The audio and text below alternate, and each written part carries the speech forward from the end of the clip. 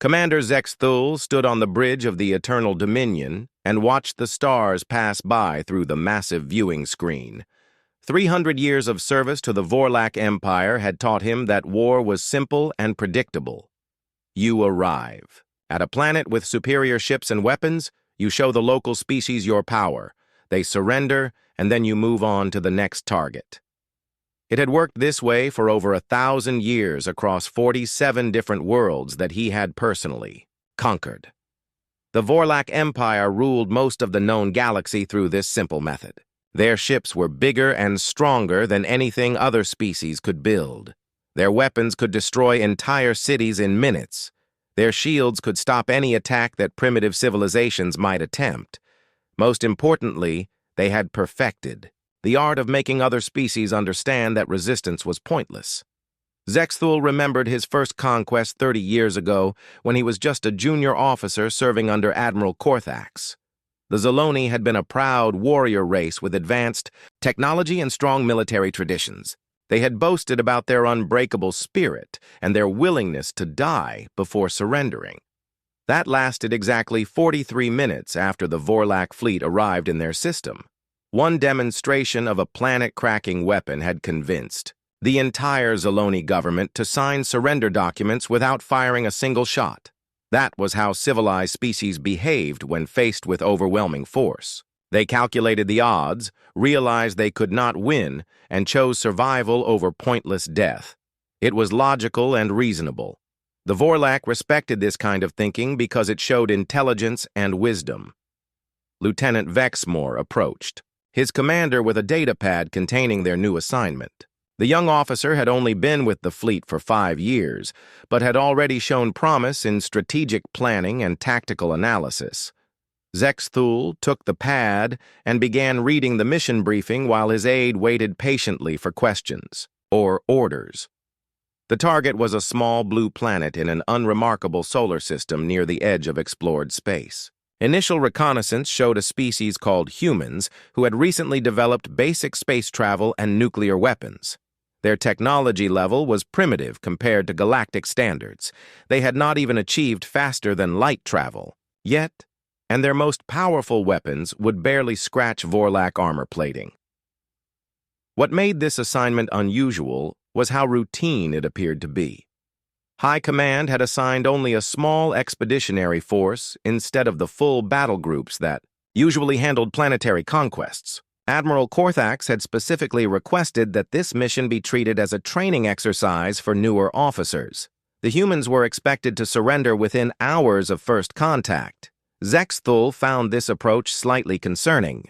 In his experience, underestimating any species could lead to unnecessary complications, even if the final outcome was never in doubt. He preferred to use overwhelming force from the beginning to ensure quick surrenders and minimal casualties on both sides. Dead populations could not contribute to the Empire, and destroyed infrastructure took time and resources to rebuild. The commander activated his communication system and contacted Admiral Korthax on the flagship Void Crusher to discuss his concerns about the mission parameters. The Admiral appeared on the screen looking tired and somewhat annoyed at being interrupted during his rest period. Korthax had been commanding fleets for over 400 years and had little patience for what he considered excessive caution from his subordinates.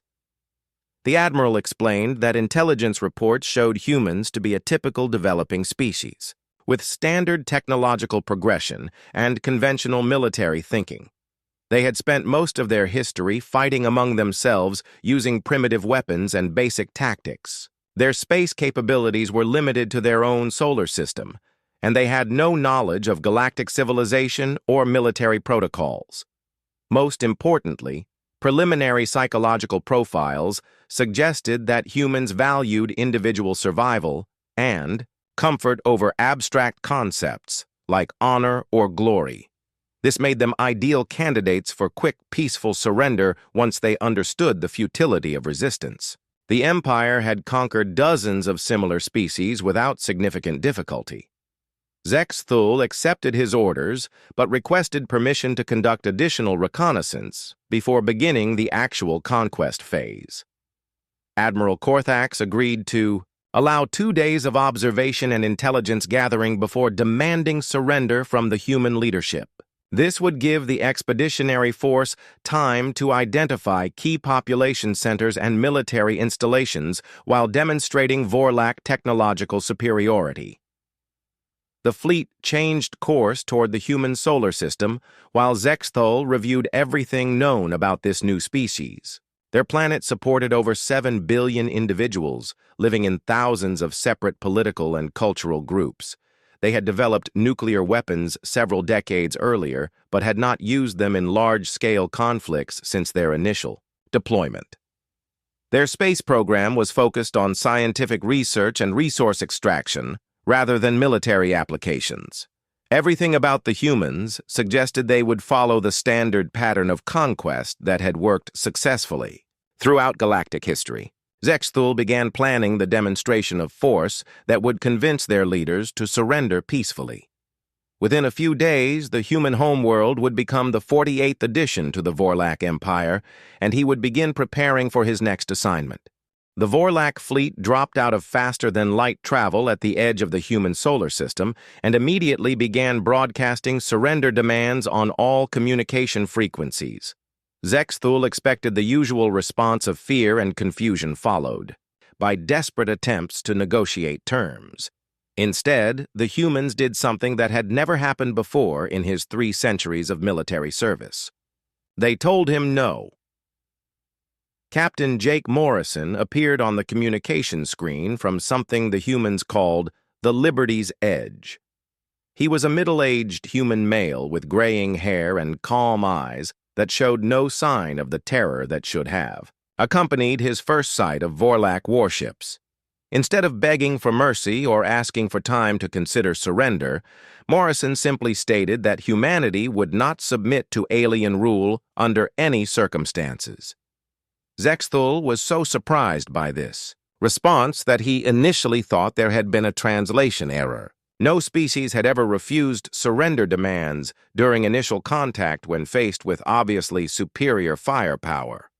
He ordered his communications officer to repeat the demand for surrender using simpler language and clearer terms that could not be misunderstood.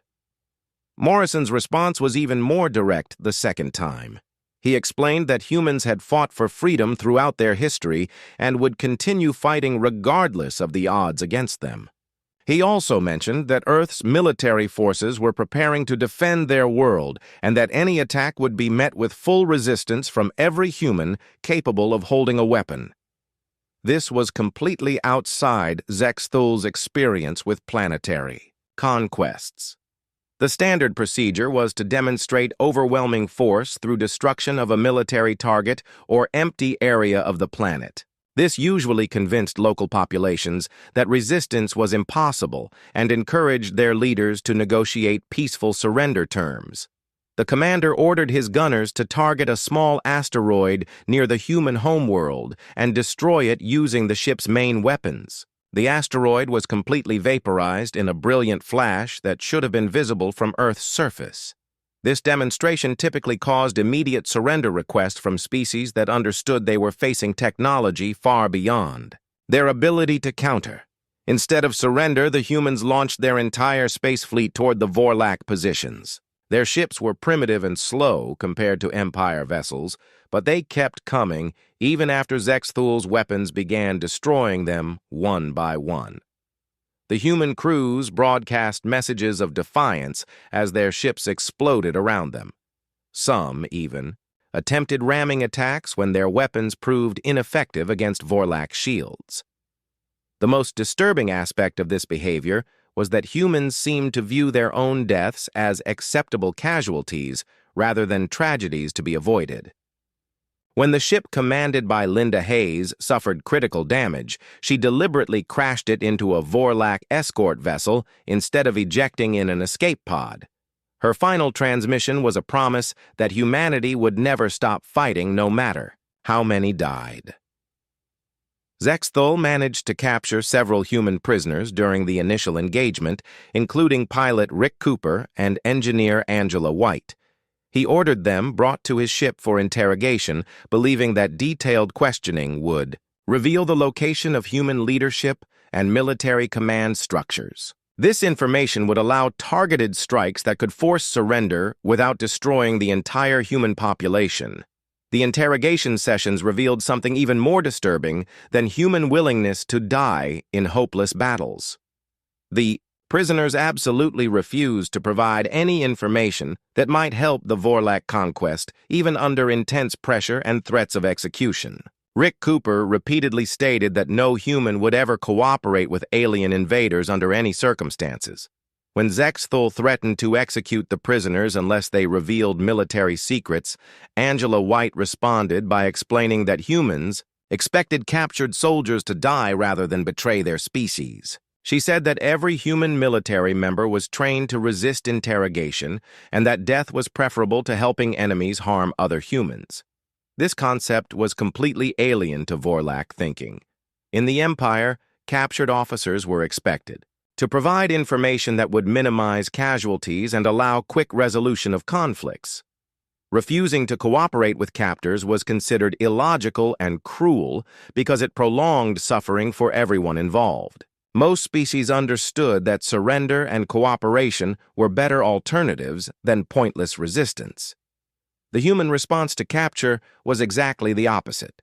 They seemed to believe that cooperation with conquerors was the worst possible betrayal of their own kind.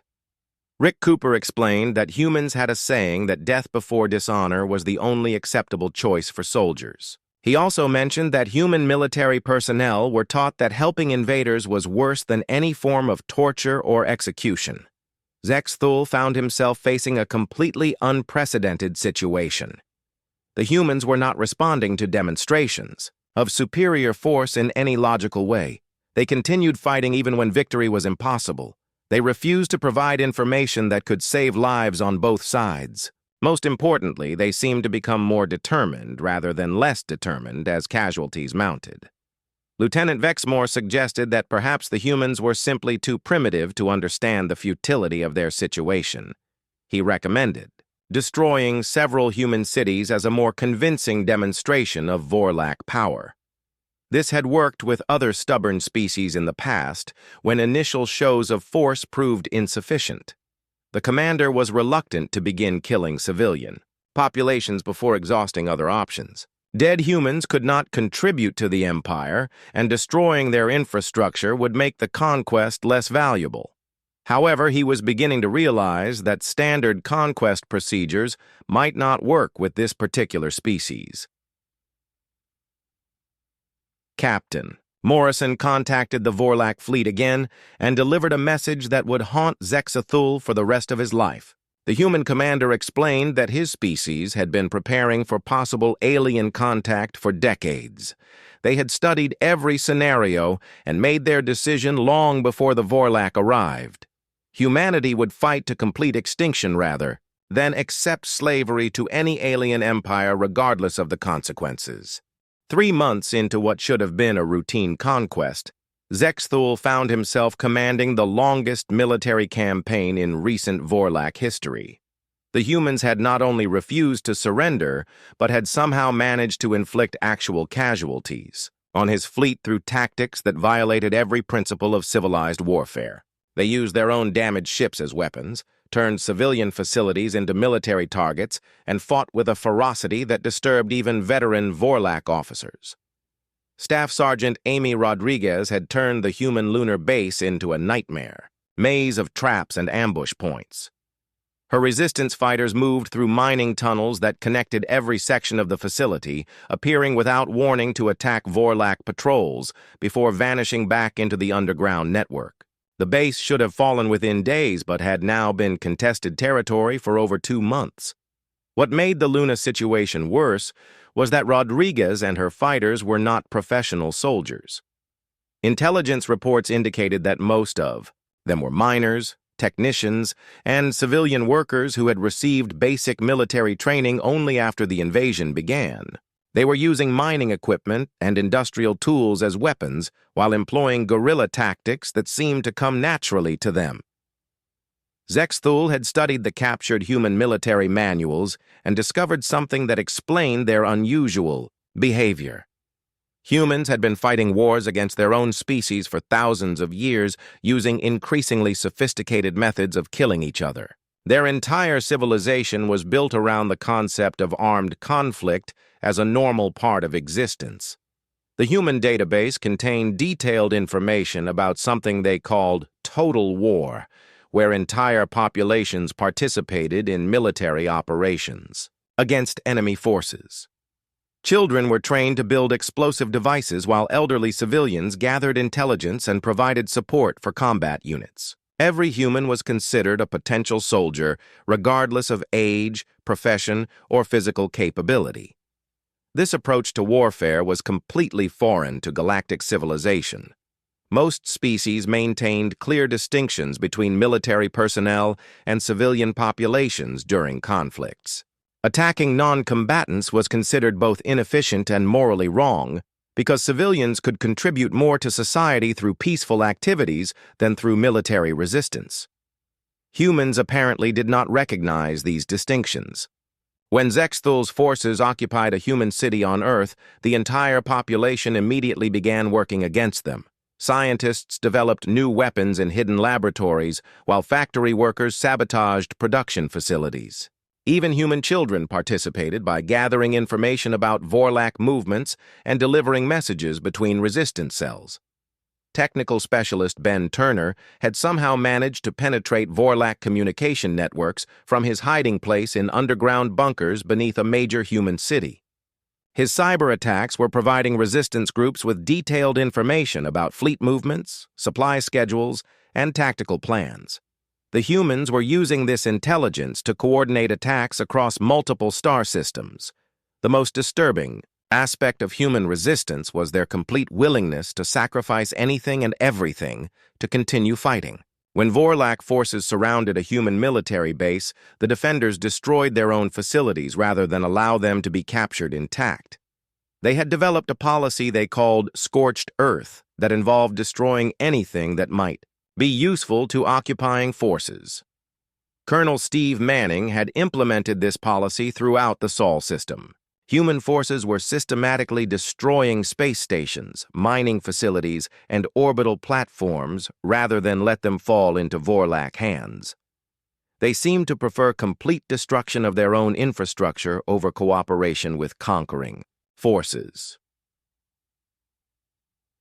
Zextul requested additional troops and equipment from Admiral Korthax, but was told that no reinforcements were available. The Empire was dealing with unexpected uprisings on 3 other worlds where local populations had apparently been inspired by news of human resistance. Species that had been peacefully conquered decades earlier were suddenly demanding independence and threatening armed rebellion. This was an unprecedented situation in galactic history. The Vorlac Empire had maintained order through the simple principle that resistance was futile and cooperation was rewarded.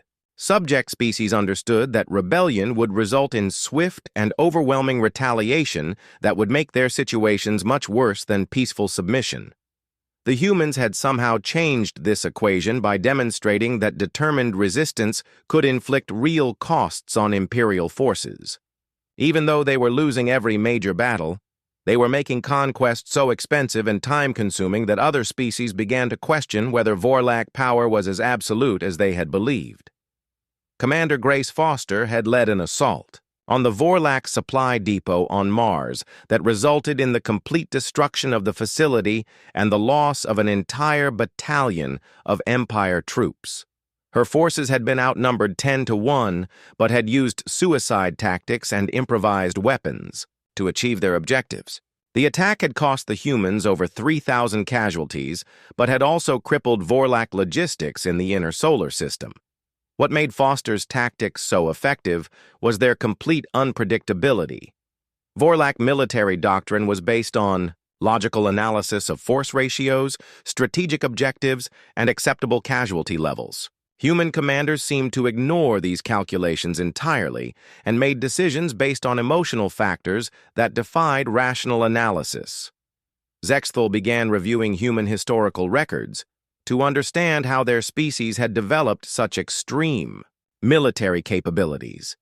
He discovered that humans had spent their entire evolutionary history fighting against other humans, alien environments, dangerous predators, and natural disasters.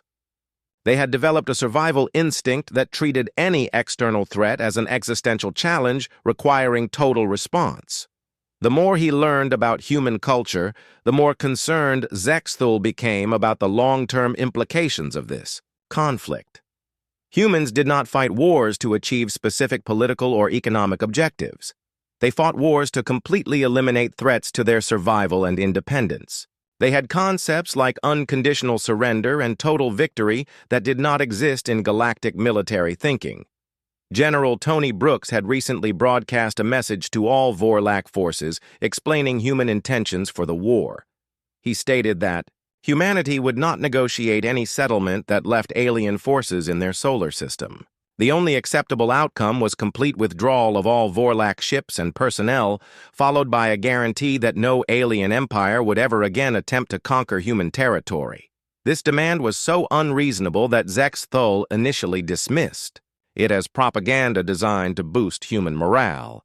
However, continued resistance and escalating violence suggested that Brooks was completely serious about these terms. The humans apparently believed they could force a galactic superpower to abandon conquest attempts through sheer determination and willingness to accept casualties. Admiral Korthax arrived in the Sol system with 3 additional battle groups and authorization to use any methods necessary to end human resistance.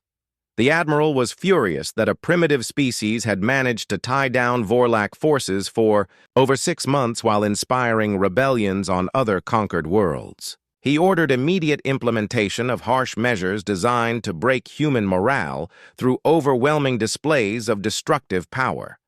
The first target was a human city called Denver that housed over 2 million civilians. Korthax believed that destroying an entire population center would demonstrate the futility of continued resistance while providing an example that would discourage further defiance. The bombardment was scheduled to begin at dawn, using weapons that would completely vaporize the city and surrounding areas. Zexthul watched the destruction from his command ship and waited for the expected human response of shock and surrender. Instead, the humans did something that no other species had ever attempted when faced with such overwhelming retaliation. They declared total war against the Vorlac Empire and began developing weapons that violated every galactic convention of civilized warfare.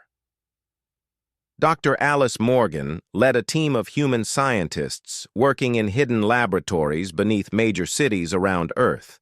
Her research focused on biological weapons, specifically designed to target Vorlac physiology using captured genetic samples from dead soldiers. These weapons were intended to cause maximum suffering rather than quick death and were engineered to spread rapidly through Vorlac population centers. The development of biological weapons represented a fundamental shift in human strategy from defensive resistance to offensive elimination of their enemies.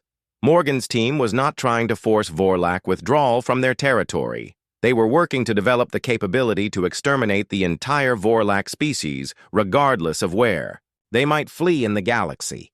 Captain Pete Williams commanded a new type of human vessel that carried nuclear weapons and minimal crew. These ships were designed for single-use kamikaze attacks against high-value Vorlac targets.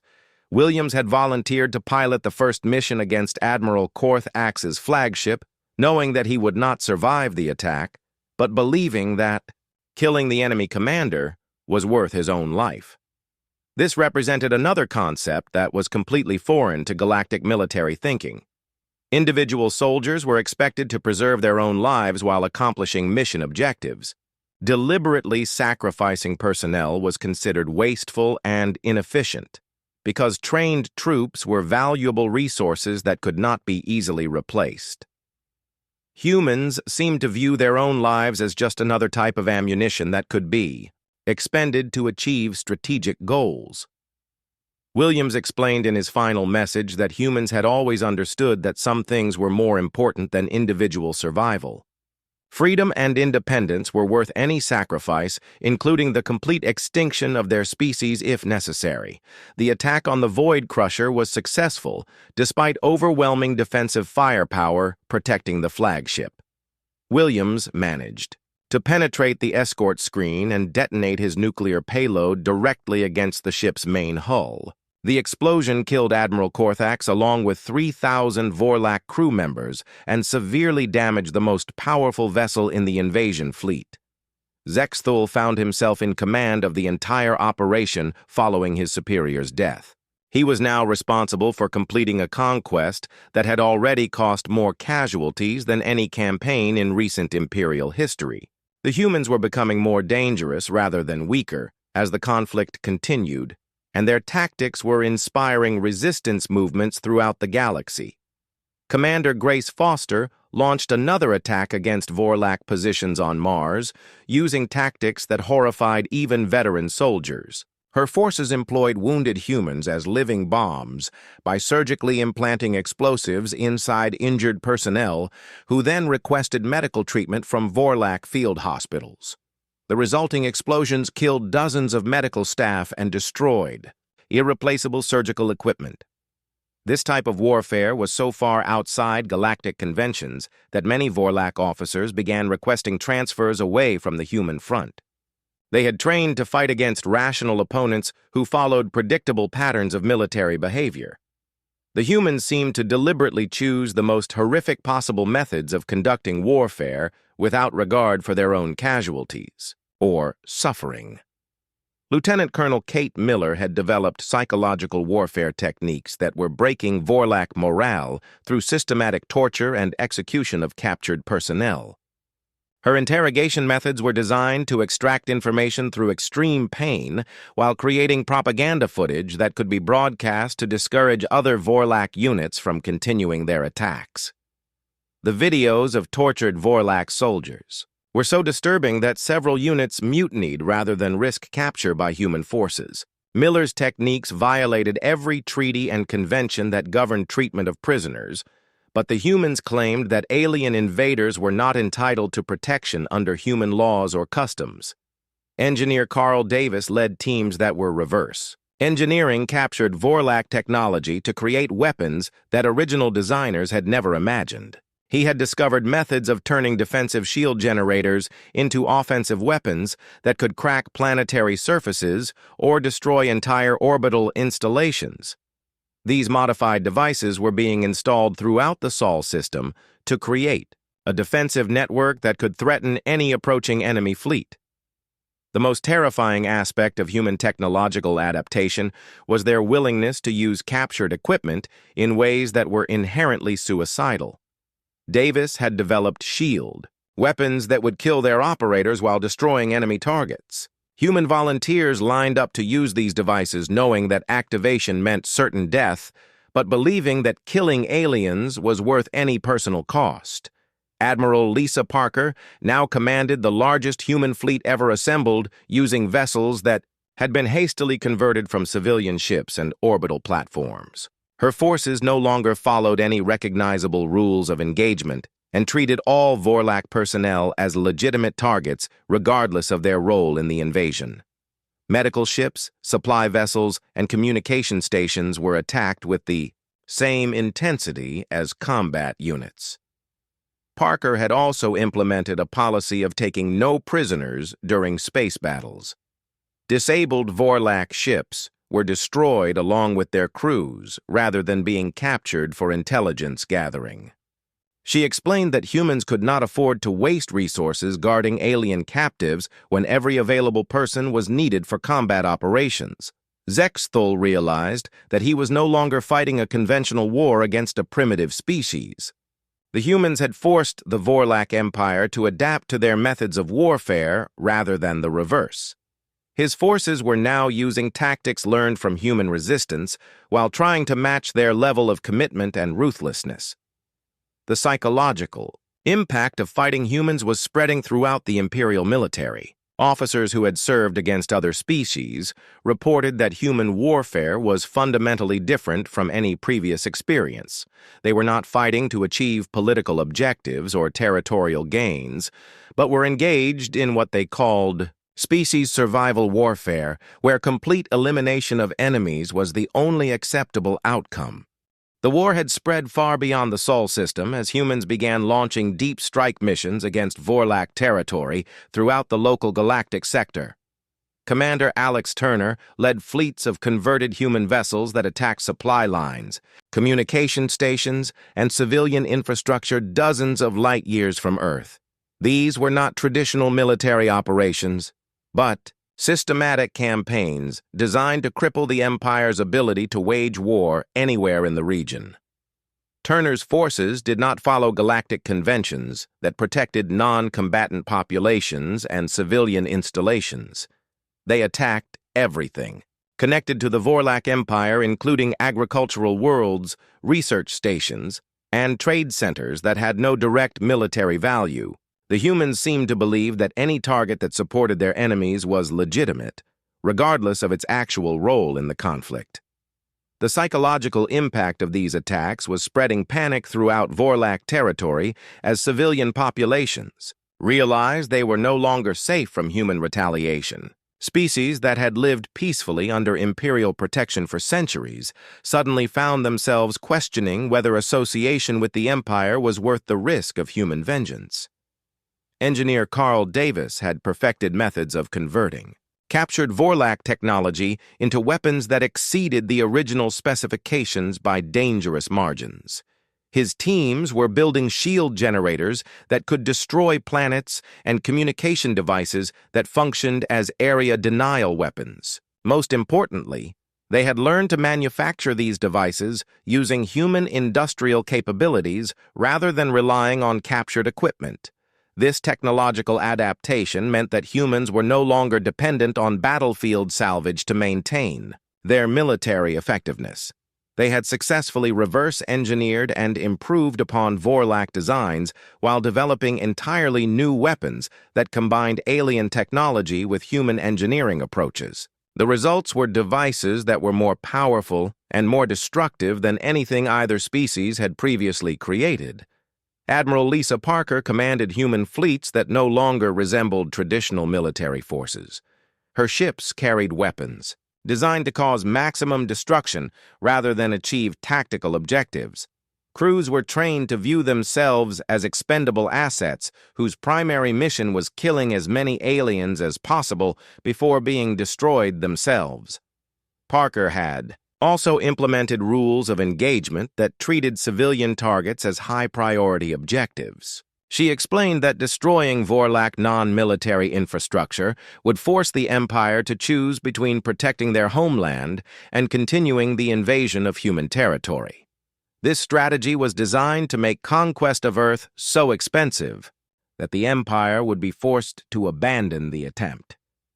The most disturbing development was human expansion of biological warfare programs under Dr. Alice Morgan's direction.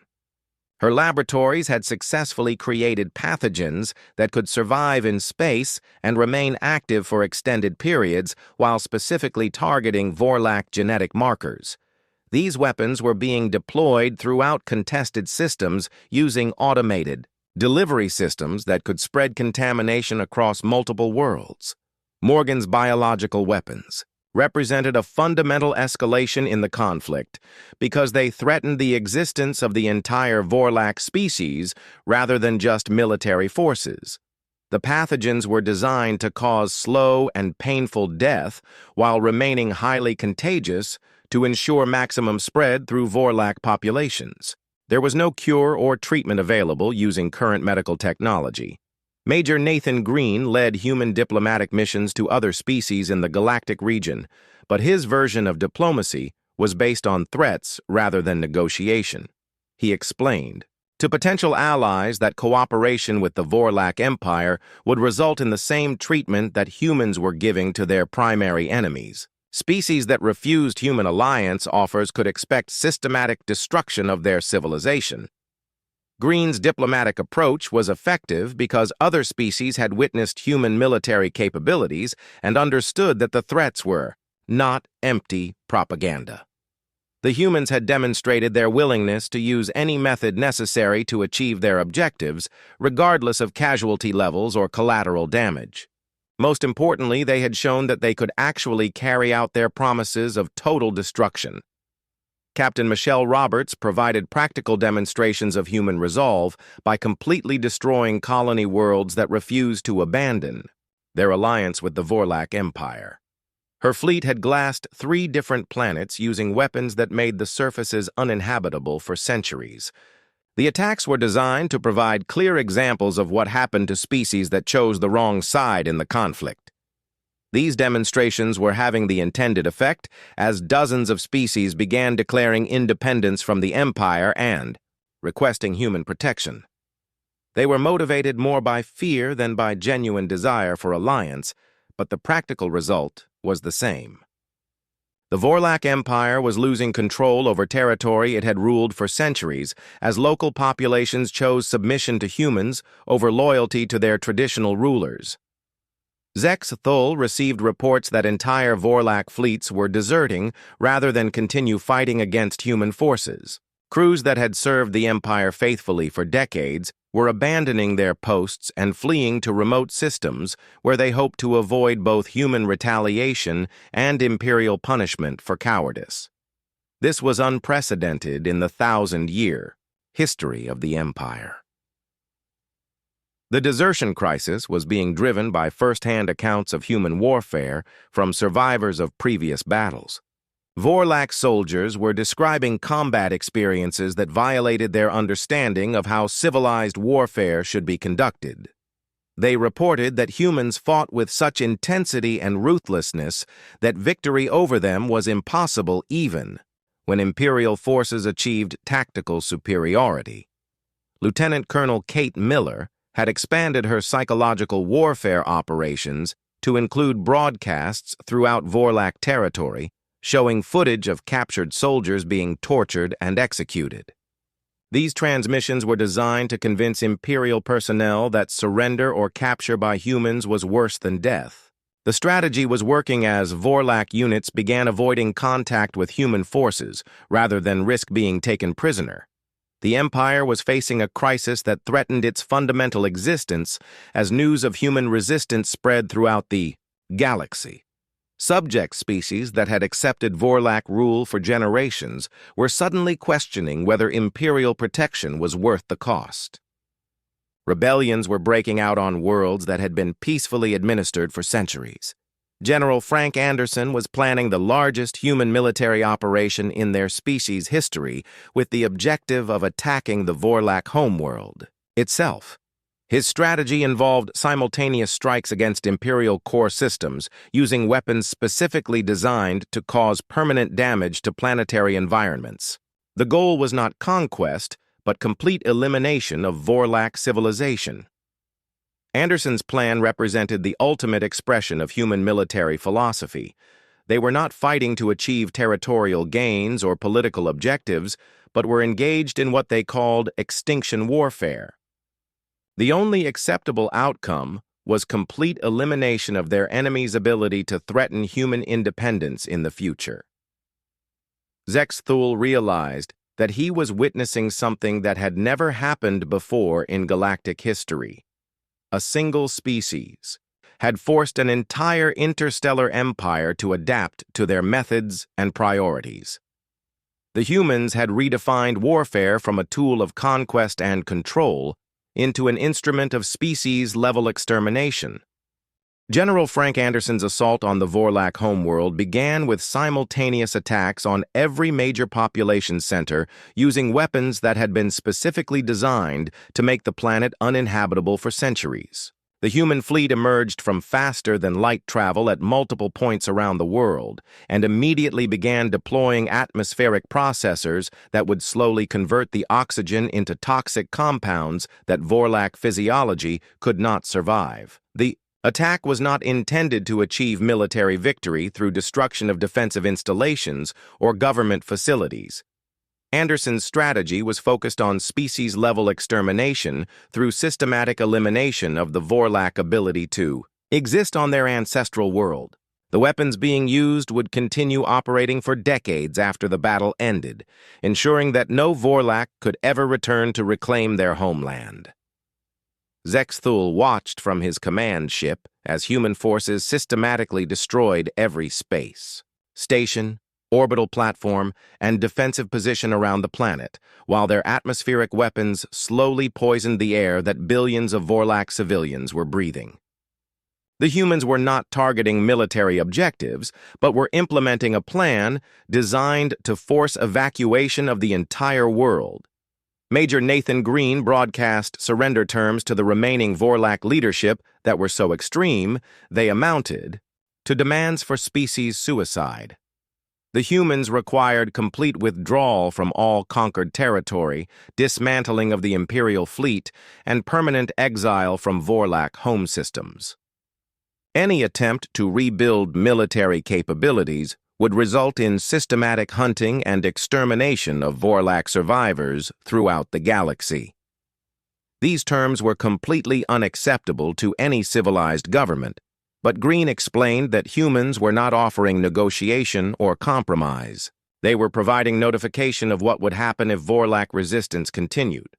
The choice was immediate compliance with human demands or complete extinction through continued warfare.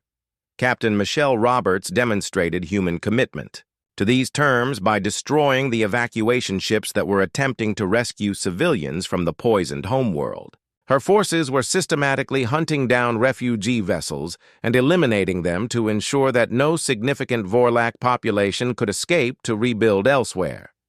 The humans were implementing genocide as a strategic objective rather than an unfortunate consequence of warfare. The most horrifying aspect of the human assault was their complete indifference to Vorlac casualties or suffering. Commander Alex Turner's forces were using weapons that caused maximum pain and terror rather than quick death. They wanted surviving Vorlac to understand that resistance would result in prolonged agony for their entire species rather than honorable defeat in battle. Dr. Alice Morgan's biological weapons had been deployed throughout Vorlac space using automated delivery systems that continued spreading contamination long after human fleets moved on to other targets. These pathogens were designed to remain active in planetary environments for extended periods while specifically targeting Vorlac genetic markers. Entire star systems were becoming uninhabitable for the species that had ruled them for centuries. The Empire's remaining military forces were collapsing as units refused orders to engage human fleets.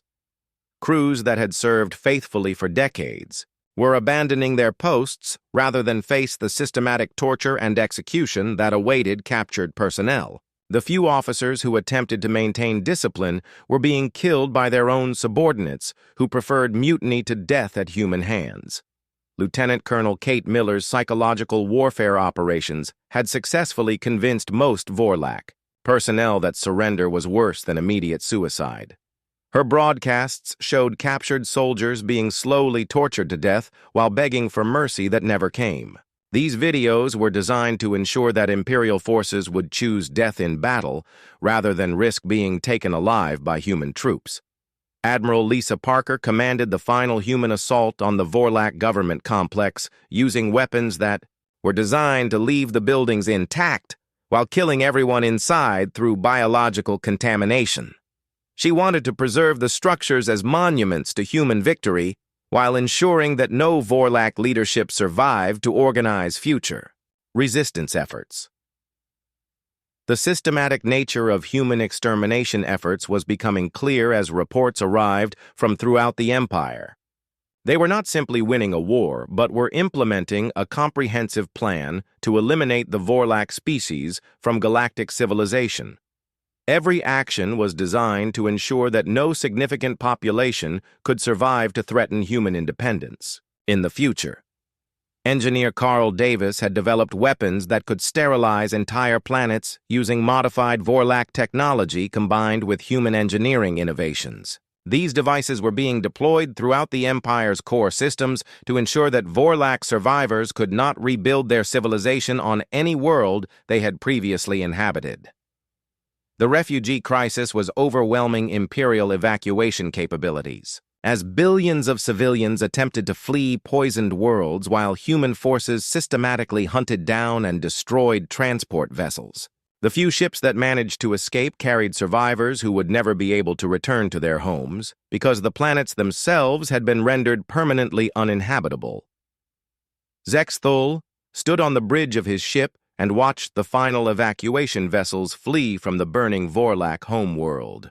The planet below was covered in fires that would consume the remaining oxygen over the next several decades, while atmospheric processors continued converting the air into compounds that would kill any Vorlac who attempted to breathe it. The commander realized that he was witnessing the end of a 1,000-year empire and the birth of something entirely new in galactic civilization. The humans had not simply conquered the Vorlac, but had redefined what conquest meant. They had shown that warfare could be used not just to defeat enemies, but to eliminate them so completely that they could never pose a threat again. In his final log entry before abandoning his command ship, Zexthul recorded his thoughts about what humanity represented for the future of galactic civilization. He had learned that humans did not fight wars to achieve political objectives or territorial gains, but engaged in species-level conflict where the only acceptable outcome was complete elimination of any threat to their independence. The galaxy would never be the same because every species now understood what humans were capable of when threatened. They had demonstrated that they would use any method necessary to ensure their survival, including complete extermination of entire civilizations that opposed them. Most importantly, they had shown that they possessed both the capability and the will to carry out these threats. War had been routine for 1,000 years because it followed predictable patterns based on rational calculation of costs and benefits. The humans had changed everything by introducing the concept of total warfare, where survival of their species was the only consideration that mattered. They had taught the galaxy that some species would rather die than submit, and were willing to kill anything that threatened their freedom.